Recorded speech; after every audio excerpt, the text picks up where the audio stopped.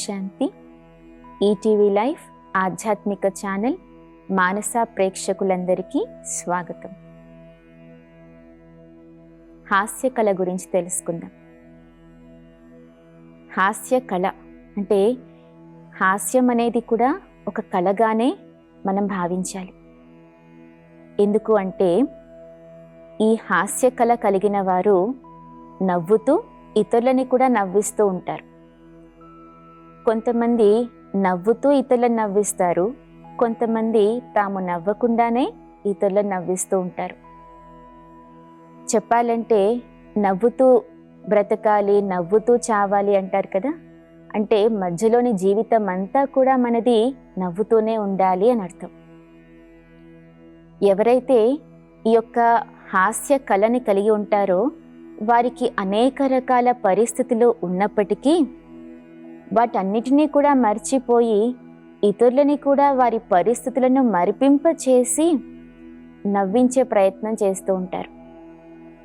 అయితే ఈ హాస్య కళ కలిగిన వారు అనేక రకాల సమస్యలకి కూడా పరిష్కారం ఇవ్వగలుగుతారు. అంటే వారి బుద్ధి చాలా తేజోవంతంగా ఉంటుంది, చాలా తీవ్రంగా పనిచేస్తూ ఉంటుంది. అయితే ఈ హాస్య కళ మనం నిత్య జీవితంలో కూడా ఎలా అభివృద్ధి చేసుకోవచ్చు అనేది తెలుసుకుందాం. ఎందుకంటే ఎవరి దగ్గరైతే హాస్య కళ ఉంటుందో వారి దగ్గరికి అందరూ రావాలి అని, వారి దగ్గర వారి కంపెనీని అందరూ కోరుకుంటూ ఉంటారు. కాసేపు హాయిగా నవ్వుకుందాం వీరి దగ్గర ఉండి అని అనుకుంటారు. అందువల్ల మనము యొక్క హాస్య కళని ఎలా పెంచుకోవాలి అనేది తెలుసుకుందాం. వాస్తవానికి నవ్వు అనేది చాలా ఉపయోగపడుతుంది. ఆరోగ్యానికి చాలా చాలా మంచిది ఈ యొక్క నవ్వు. నిజానికి ఒకప్పుడు మానవుడు వారి జీవితాన్ని చాలా ఆనందంగా ఆహ్లాదంగా గడిపేవాడు. చాలా సంతోషంగా జీవించేవారందరూ కూడా. మీరు దేవతల విగ్రహాల్ని చూసిన మందిరాల్లో విగ్రహాలు చాలా చిరునవ్వుతోటి ఉంటాయి. ఒకప్పుడు మానవుడు కూడా అలానే చిరునవ్వుతోటి అందరినీ పలకరించటము, అందరితో కలిసిమెలిసి ఉండడము, కలుపుగోలుతనంగా ఉండడము జరిగేది. అలానే ఉండేవారు. కానీ ఈ రోజుల్లో చూస్తే హృదయపూర్వకంగా ఒక చిన్న చిరునవ్వు నవ్వాలి అన్నా, ఇతరులని పలకరించాలన్నా చాలా ఆలోచించి నవ్వుతూ ఉంటారు. అంటే అంత స్వచ్ఛమైన నవ్వు ఎవరికి కూడా దొరకట్లేదు. ఎందుకలా జరుగుతోంది? అందరికీ తెలుసు నవ్వు ఆరోగ్యానికి చాలా మంచిది అని. అయినప్పటికీ నవ్వాలని అందరూ అనుకుంటారు కూడా, కానీ నవ్వలేకపోతుంటారు. అంటే ఈ రోజుల్లో ఉన్నటువంటి ప్రస్తుత పరిస్థితుల ఆధారంగా ఆ విధంగా జరుగుతూ ఉంది.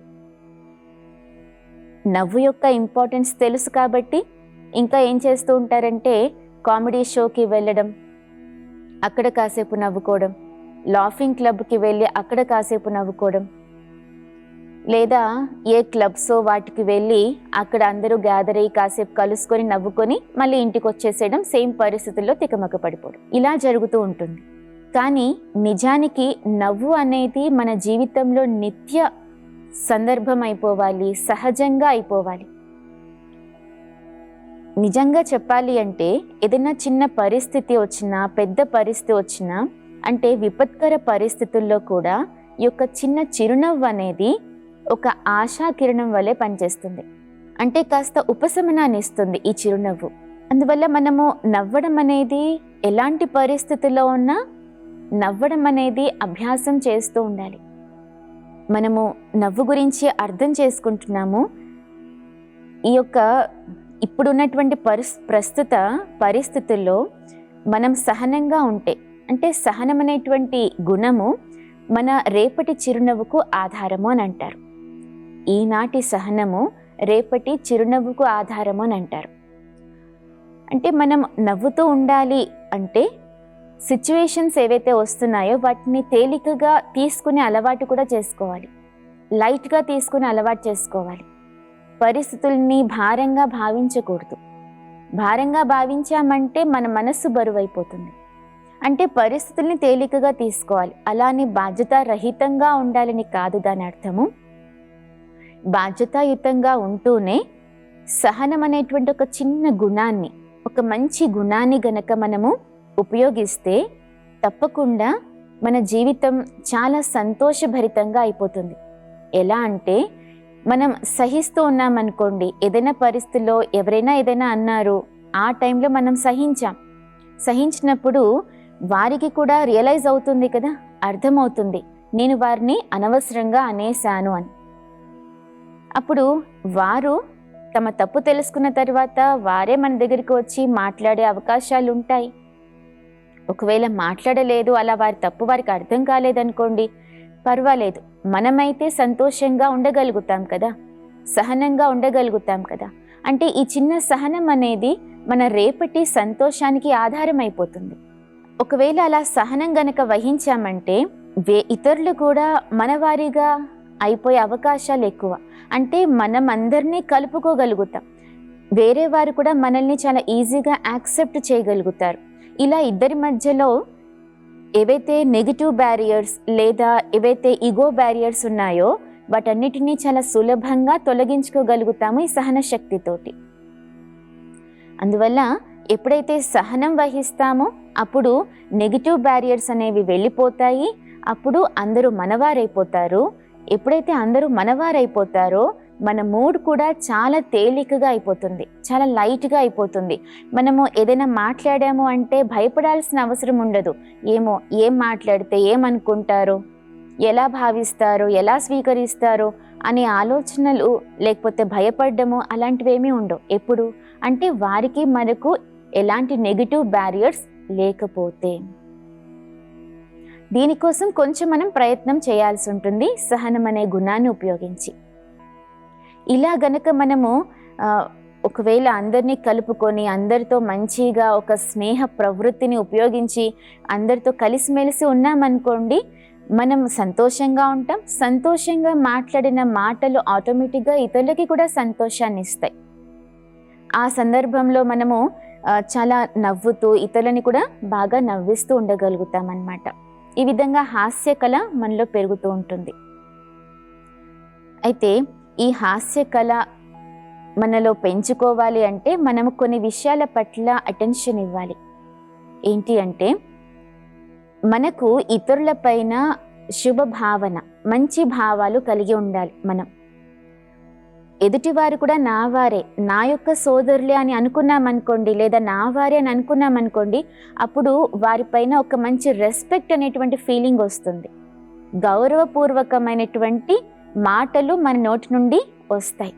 అలా గౌరవంగా ఇతరులకి గౌరవం ఇస్తూ మనం హాస్యకళని గనక పండిస్తే అప్పుడు అందరికీ చాలా మంచిగా అనిపిస్తుంది, ఇతరులు కూడా స్వీకరిస్తారు.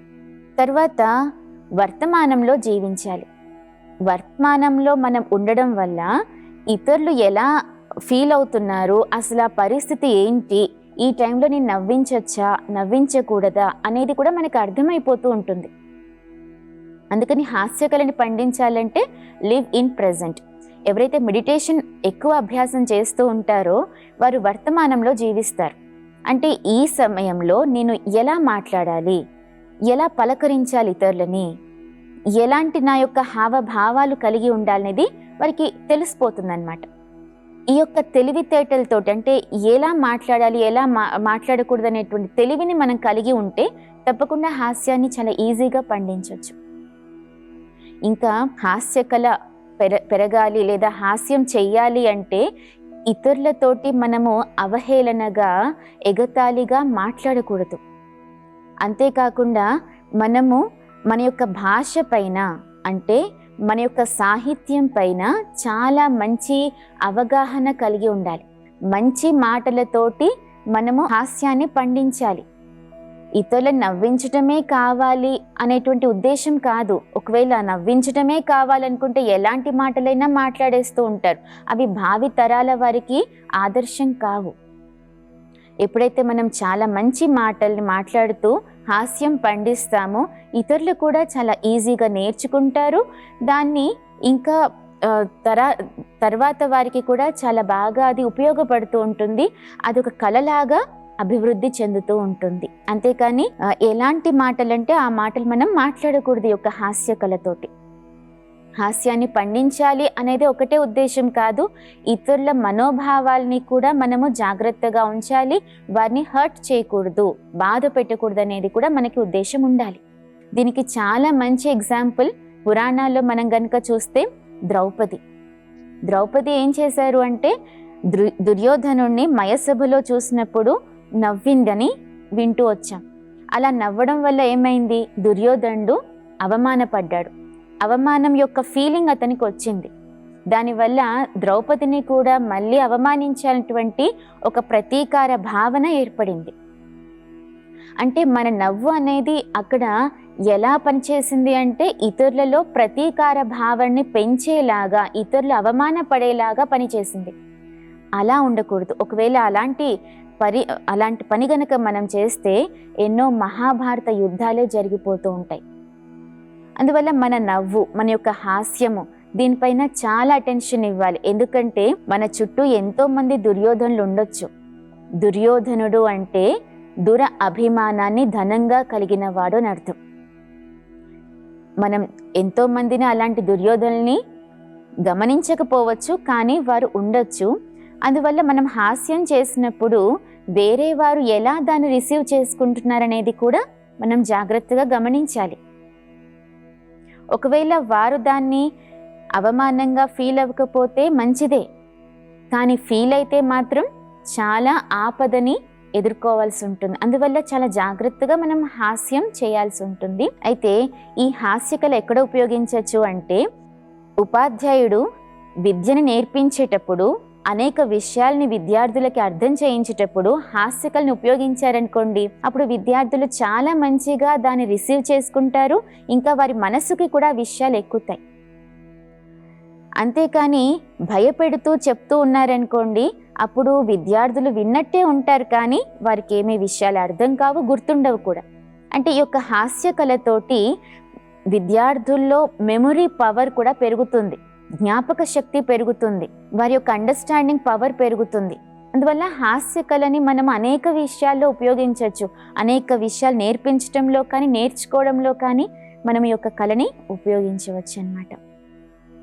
2 ప్రపంచ యుద్ధాలు జరిగిన తర్వాత ప్రపంచంలో ఉన్న వారందరూ కూడా చాలా డిప్రెషన్ స్టేజ్లోకి వెళ్ళిపోయిన సందర్భంలో, ఇంకా ఏముంది అనేటువంటి సందర్భంలో, తన యొక్క నిజ జీవితంలో అనేక సమస్యలు ఉన్నప్పటికీ ఎంతో మందిని నవ్వించారు చార్లీ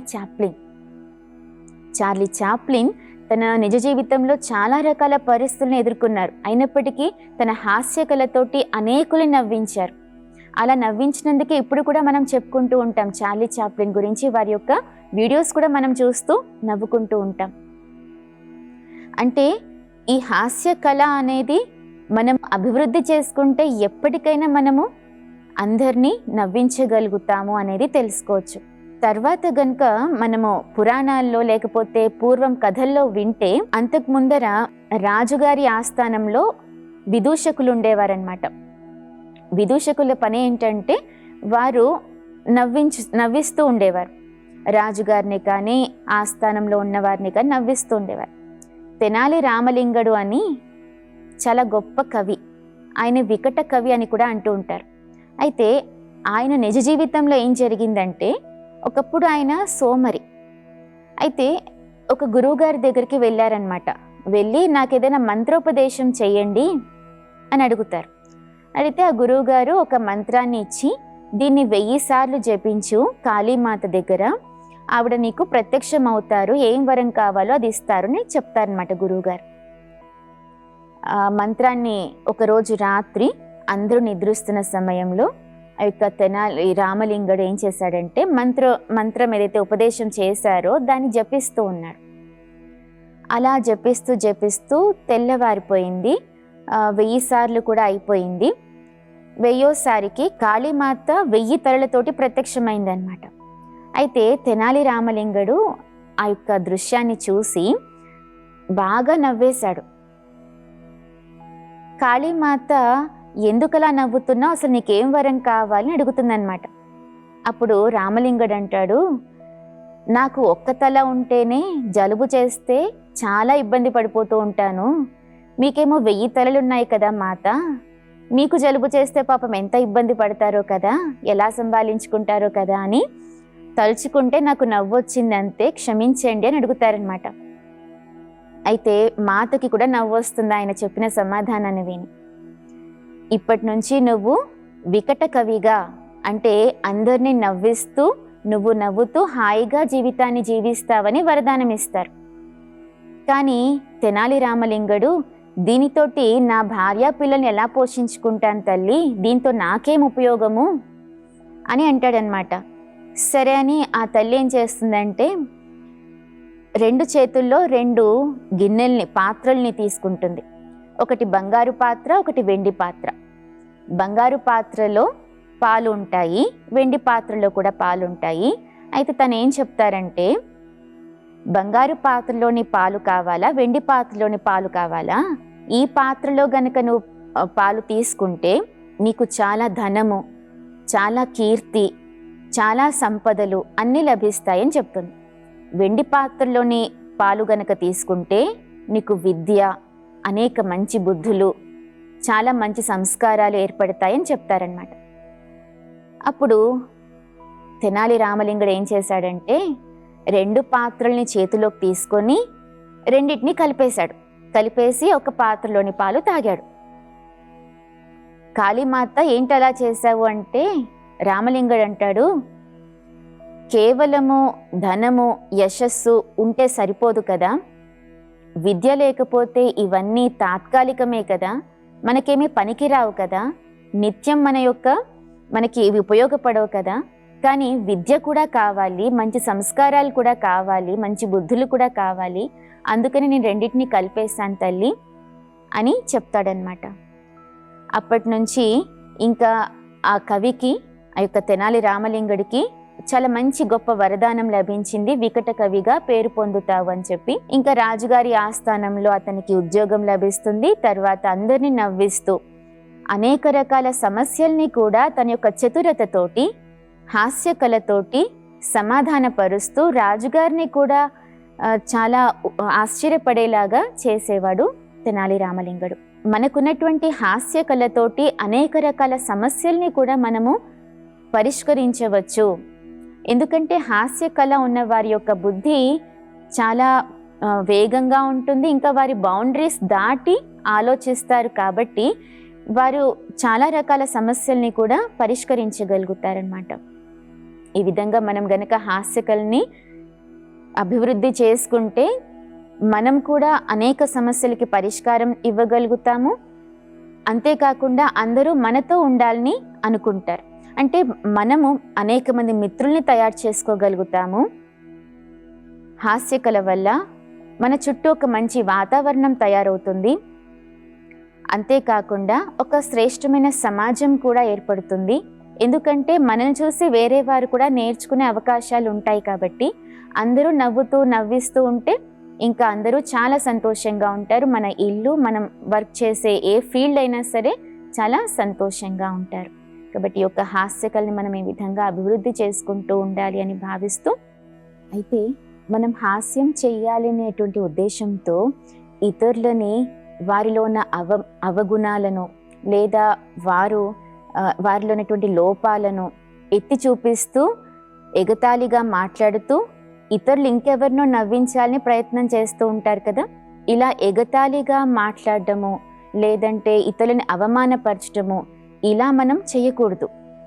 ఇలా చేయడము, దీనితోటి హాస్యాన్ని పండించడం గనుక చేస్తే ఆ హాస్యం కాస్త అపహాస్యం అయిపోతుంది. అందుకని మనం ఏం చేయాలి అంటే ఎదుటి వారిలో ఉన్న గొప్ప గుణాలని మనం తీసుకోవాలి, వారి యొక్క విజయాలను మనము తీసుకొని వాటిని ఎత్తి చూపిస్తూ వారు ఎలా ఆ యొక్క విజయాన్ని సాధించారు, అందులో వారు పడినటువంటి కష్టాలేంటి, లేకపోతే వారు ఏ సందర్భంలో ఎలా దాన్ని ఒక విషయాన్ని చాలా ఈజీగా తేలికగా దాటివేశారు అని మనం చూపించి దాంట్లో గనక హాస్యాన్ని పండిస్తే అప్పుడు అది ఇతరులకి కూడా ఆదర్శమవుతుంది. ఆ హాస్యం కాస్త చాలా చిరస్థాయిగా మిగిలిపోతుంది, అందరికీ కూడా అది చాలా నచ్చుతుంది. అప్పుడు అందరూ కూడా దాని నుండి నేర్చుకుంటారు.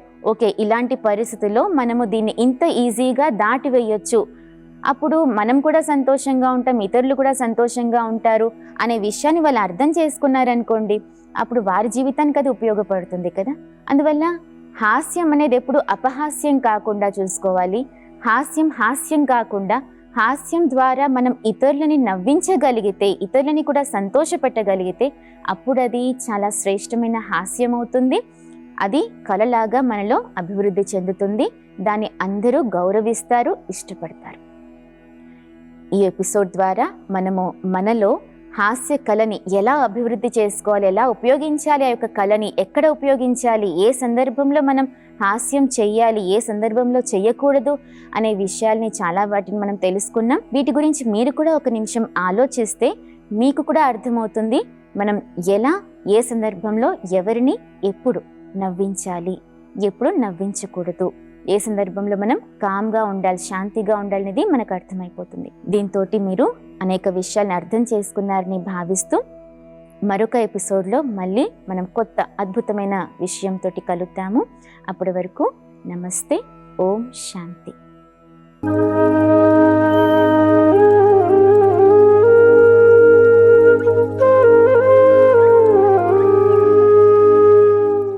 ఈ కార్యక్రమాన్ని తిరిగి చూడాలనుకుంటే www.youtube.com/@ETV Life Spiritual లో చూడవచ్చు.